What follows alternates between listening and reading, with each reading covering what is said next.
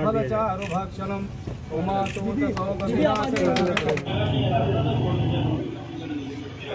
चलिए हो गया।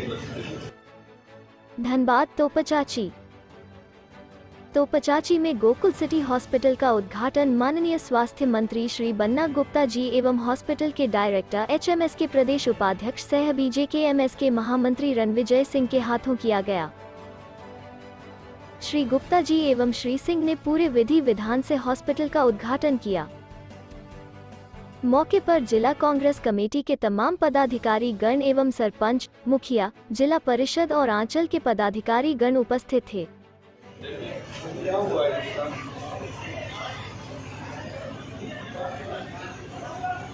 तुरंत बात कीजिएगा, तुरंत बात कीजिए। पूर्ण मात्रा में लगाएंगे।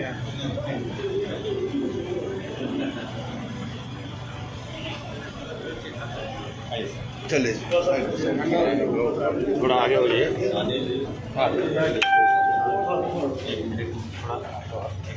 आप लोग आगे सर ये कर लेंगे तो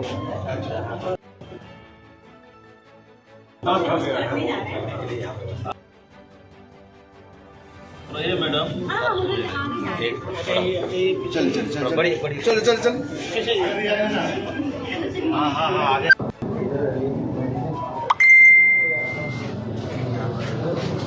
संजय भाई हो गया, अभी काम हो ही रहा है। अभी लिफ्ट लगना है, सब चीज अभी बाकी है, अभी काम चल रहा है।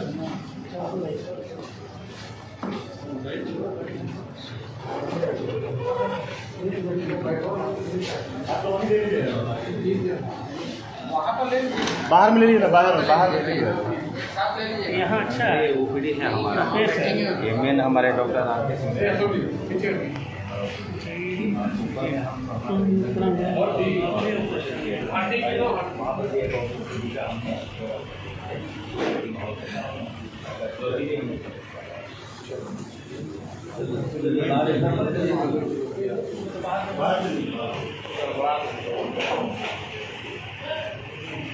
चलिए वहीं बैठ देगा।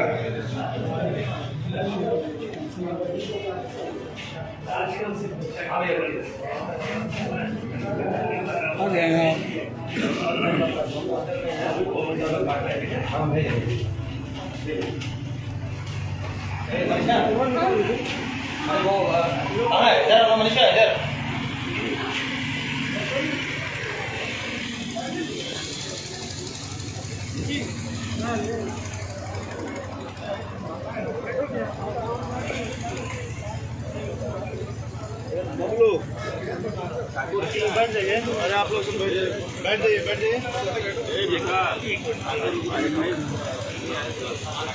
हम लोग बात कर लेंगे। आ गए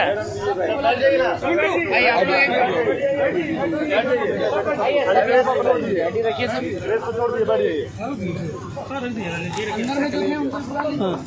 चलो नहीं आ जाएगा।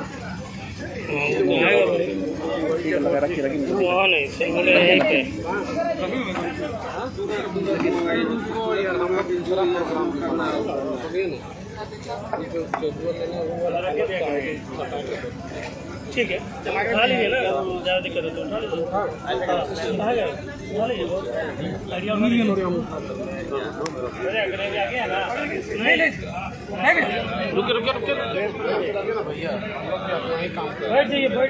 बैठ जाइए, आराम से उठा लीजिए। बैठ जाइए ना,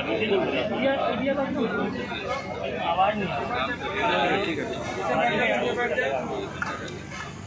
किसी में नहीं है नीचे लिख लीजिए ना, यहीं पे हम लोग का तो अपना फ्रेम लेना होगा, एक बार में हो जाएगा। खाना होगा। रखिए वैसे नीचे रख दीजिए, नीचे रख दिए ना, हो जाएगा। पकड़ना हो जाएगा, हो जाएगा, एक साथ एक ही साथ में हो जाएगा। अरे वहाँ रखिए, हम भी साइलेंट रहिएगा आप लोग, ठीक है। पहले इधर जगह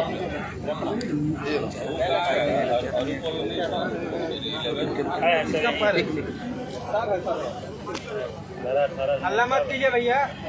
चलो रोल लो चलो। ठीक है सर, अगर आज हम बात करें तो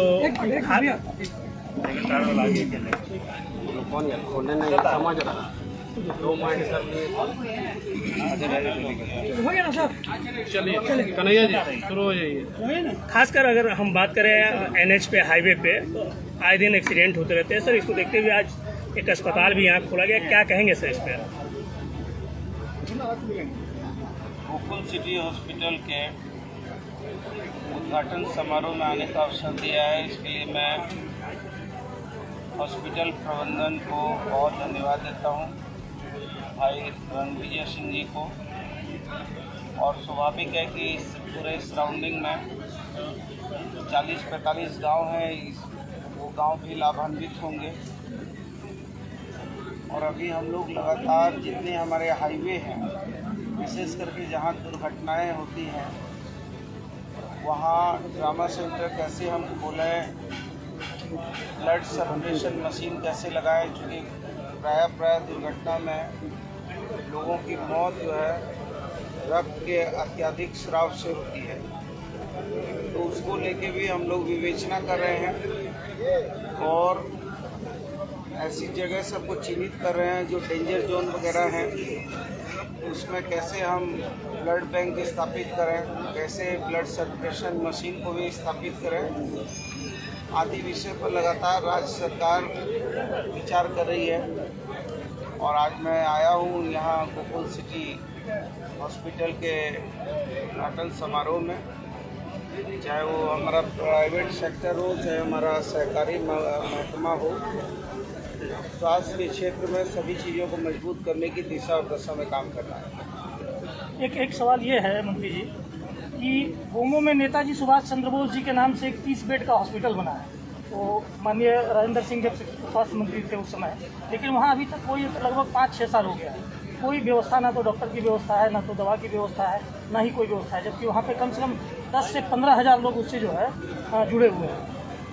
अभी इस बार का जो बजट हमने लाया है, इस बार का बजट पहले की बजट से काफ़ी बड़ा लाया है और हम केवल इंफ्रास्ट्रक्चर खड़ा करने में विश्वास नहीं करते हैं। हम जो हमारे इंफ्रास्ट्रक्चर बने हुए हैं, वो इंफ्रास्ट्रक्चर कहाँ मानव बल के अभाव में रुके हुए हैं, कहाँ संसाधनों के अभाव में रुके हैं, तो वो सारी चीज़ों की समीक्षा कर रहे हैं। और एज सुन पॉसिबल जहाँ जहाँ पर ऐसे स्ट्रक्चर खड़े हैं जो अभी तक काम के लिए तैयार नहीं हुए हैं, उनको हस्तगत भी किया जा रहा है, हैंडओवर लिया जा रहा है, हैंडओवर लेकर उन लोगों को चालू रूप से चालू करने की भी व्यवस्था हो रही है। इसी तरह से सवाल ये मिलता जुलता है, यहाँ पे 100 बियर में आगे में 3 किलोमीटर आगे में एक सामुदायिक स्वास्थ्य में 100 बेड का हॉस्पिटल है, लेकिन समुचित व्यवस्था नहीं होने के कारण कोई भी पेशेंट आता तुरंत उसको रेफर करा जाता है, बहुत से पेशेंट की मौत भी हो जा रही है। नहीं, रेफर का जो बात है वो हम लोग जब जिला अस्पताल को सुदृढ़ कर लेंगे, पहला हमारा जिला अस्पताल अनुमंडल अस्पताल को सुदृढ़ कर लेंगे, तो हम रेफरल के जो पेशेंट हैं उन लोगों को किस हिसाब पर रेफ़र किया जा रहा है उस पर विचार करेंगे। यदि वैसे मरीज जिनका इलाज यहाँ समुचित हो सकता है और इसके बावजूद भी चिकित्सकों का या अस्पताल प्रबंधन की नाकामी के कारण यदि उनको रेफ़र किया जाता है तो उन पर हम कार्रवाई भी करेंगे। क्योंकि जो यदि इलाज यहाँ संभव है, मान लीजिए जो इलाज संभव है पीएचसी में, सीएचसी में या अनुमंडल में या जिला अस्पताल में, यदि सभी चीज़ों को रिम्स भेज दिया जाएगा तो रिम्स जो है अत्यधिक ओवरलोड में चल रहा है। तो हम लोग ये भी व्यवस्था सुनिश्चित कर रहे हैं जिला अस्पताल को सुदृढ़ करके, अनुमंडल अस्पताल को सुदृढ़ करके यहाँ के जो स्थानीय मरीज हैं, जो मान लीजिए कोई ऐसे क्रिटिकल केस हैं उनको रिम्स भेजना है, लेकिन यदि मान लीजिए छोटे मोटे कोई मामले हैं उनका निष्पादन यदि हो सकता है तो वो जिला स्तर पर ही होंगे। सर, अगर धनबाद की हम बात करें तो पूर्वांचल में खासकर डस्ट की वजह से टीबी की मरीज काफ़ी है सर। इसको लेकर 2017 में जो तत्कालीन सरकार थी, culture and DST test lab का यहाँ करोड़ों के रुपए से लागत से SNMCH में उद्घाटन हुआ सर। लेकिन आज तक एक भी टीबी मरीज का जांच नहीं हुआ। नहीं, अभी टीबी मरीज का जो जांच है वो अभी हम लोग ट्रूनेट मशीन 300 ट्रूनेट मशीन हमने लाया है, और वो टीबी का सबसे सटीक इलाज जांच जो है वो ट्रूनेट मशीन से होता है। तो हमने ट्रूनेट मशीन की संख्या बहुत बढ़ाई है, और टीबी का उन्मूलन हमको 2025 तक भारत सरकार ने भी लक्ष्य रखा है, हमने भी लक्ष्य रखा है। और हमारे यहाँ पर हमने जो है टीबी और कोविड दोनों के जांच को एक साथ करने का व्यवस्था किया है, क्योंकि both are same, there are not basically differences. वो भी खकार को जांच करने से होता है, और ये इसका टीबी का भी खकार को जांच करने से होता है। तो हमने उन दोनों चीज़ों को एक दूसरे के साथ जोड़कर एक ही जांच में दोनों चीज़ों का निष्पादन होगा, ऐसी व्यवस्था कायम कर रहा है। लेकिन झारखंड का दूसरा सबसे बड़ा लैब है सर, ये कल्चर एंड डीएसटी का धनबाद में सर, उसमें एक भी जांच नहीं होना। नहीं, मैं समझ रहा हूँ, लेकिन अभी लगातार हम लोग जांच प्रक्रिया, आपने देखा होगा पिछली सरकार में एक भी RT-PCR नहीं था। अभी हमने 15 RT-PCR लगाए। एक भी राज्य में कोबास 6800 मशीन नहीं था, हमने कोबास 6800 मशीन लगाया। एक भी जीनोम सीक्वेंसिंग की मशीन नहीं थी, वो हमने लगा दिया 2-2 जगह। अभी जो है 300 से ज़्यादा ट्रूनेट की मशीन लगाया है। तो ये लगातार जो है नई सरकार का गठन होते के साथ आपने देखा कि 2-2.25 साल हमारा जो है सर मुड़ाते ओले पड़ गए। तो किस तरीके से हम लोगों ने व्यवस्था को चलाया है, लेकिन अब जैसे जैसे स्टेबल हो रहे हैं हम आगे काम बढ़ा रहे हैं। सर, जांच भी नहीं हुई और वहाँ पर टेक्नीशियन की नियुक्ति भी, और अब तक लाखों रुपये आप उसको वेतन दे चुके हैं। जांच नहीं होना और वेतन लगातार देना, और उसके जो नियुक्ति है उसको बार बार बढ़ाते जाना, क्या लग रहा है? ठीक है, यदि ऐसी कोई बात है तो अभी मेरे संज्ञान में नहीं, आपने संज्ञान में लाई है तो इसका मैं जांच करवाऊंगा।